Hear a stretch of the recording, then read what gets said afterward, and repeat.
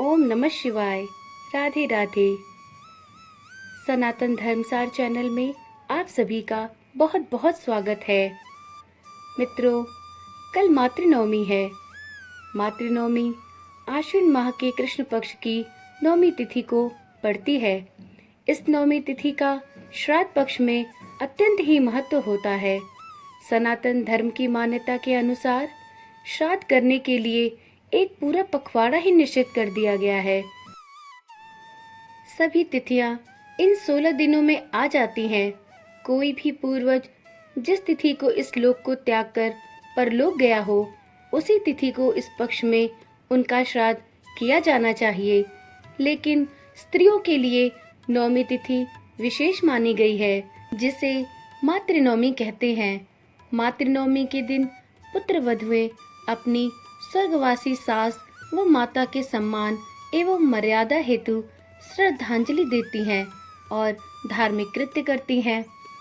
आश्विन माह के कृष्ण पक्ष की नवमी तिथि पर पितृगणों की प्रसन्नता हेतु नवमी का श्राद्ध किया जाता है। यह तिथि माता और परिवार की विवाहित महिलाओं के श्राद्ध के लिए श्रेष्ठ मानी जाती है। यह तिथि मातृनवमी कहलाती है, परंतु कुछ स्थानों पर इसे डोकरा नवमी भी कहा जाता है। नवमी तिथि का श्राद्ध मूल रूप से माता के निमित्त किया जाता है। इस श्राद्ध के दिन का एक और नियम भी है। इस दिन पुत्र वधुएं भी व्रत रखती हैं, यदि उनकी सास अथवा माता जीवित नहीं हो तो। इस श्राद्ध को सौभाग्यवती श्राद्ध भी कहा जाता है। शास्त्रानुसार नवमी का श्राद्ध करने पर श्राद्धकर्ता को धन, संपत्ति व ऐश्वर्य प्राप्त होता है तथा उनका सौभाग्य सदा बना रहता है।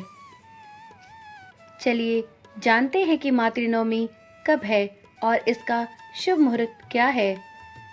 इस वर्ष नवमी तिथि का प्रारंभ 7 अक्टूबर सुबह 8:09 से प्रारंभ होगा और नवमी तिथि का समापन 8 अक्टूबर सुबह 10:13 पर समाप्त होगा। पितृपक्ष में श्राद्ध कर्म दोपहर के समय किए जाते हैं, इसलिए 7 अक्टूबर 2023 दिन शनिवार को मातृनवमी मनाई जाएगी। मातृनवमी के दिन शिव नामक शुभ योग बन रहा है और बुध हस्त नक्षत्र में प्रवेश करेंगे। चलिए वीडियो में आगे जानते हैं कि मातृनवमी के दिन श्राद्ध किस प्रकार से करना चाहिए। परंतु उससे पहले आप सभी से मेरा यह विनम्र निवेदन है कि यदि आप चैनल पे नए आए हैं या अभी तक आपने इस चैनल को सब्सक्राइब नहीं किया है, तो कृपया करके इस चैनल को सब्सक्राइब करें और बगल में बने बेल आइकॉन को भी अवश्य प्रेस कर लें, जिससे कि इसी प्रकार की रोचक और ज्ञानवर्धक वीडियोस आपको बिना किसी रुकावट के प्राप्त होती रहे। तो चलिए देख लेते हैं कि मातृनवमी के श्राद्ध को किस प्रकार से करना चाहिए। मातृनवमी के दिन सर्वप्रथम नित्य कर्म से निवृत्त होकर घर की दक्षिण दिशा में हरा वस्त्र बिछाएं। पितृगण के चित्र अथवा प्रतीक हरे वस्त्र पर स्थापित करें।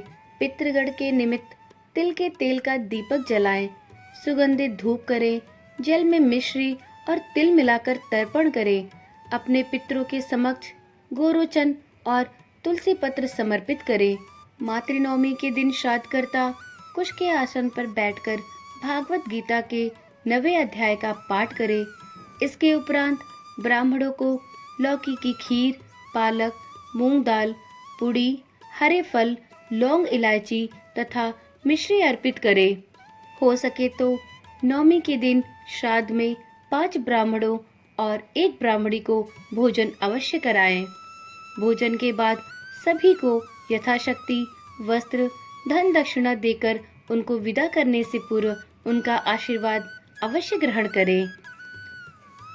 मातृनवमी के श्राद्ध संबंधी सभी अनुष्ठान को दोपहर के समाप्त होने से पहले अवश्य पूरा कर ले।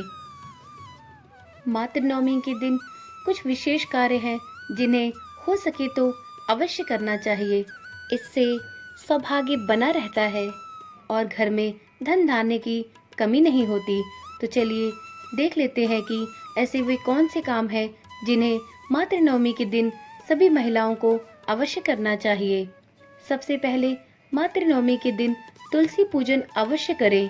ध्यान रखें कि पितरों से जुड़े कार्यों के लिए तांबे के बर्तन का ही प्रयोग करें। इस दिन भूलकर भी किसी भी महिला का अपमान नहीं करें। साथ ही किसी गरीब व जरूरतमंद सुहागिन महिला को सुहाग का सामान जैसे लाल साड़ी, कुमकुम, सिंदूर, चूड़ियाँ तथा अनाज आदि चीजों का दान करना चाहिए। इस दिन घर पर आए पशु पक्षी, मेहमान, गरीब या भिखारी आदि को बिना अन्न जल के नहीं जाने देना चाहिए। इस दिन पंचबली के लिए भोजन अवश्य निकालना चाहिए। इस प्रकार यह कुछ छोटे छोटे से उपाय हैं जिन्हें कर कर हम अपने पितरों की आत्मा को प्रसन्न और संतुष्ट कर सकते हैं। मातृनवमी का श्राद्ध बहुत ही महत्वपूर्ण होता है।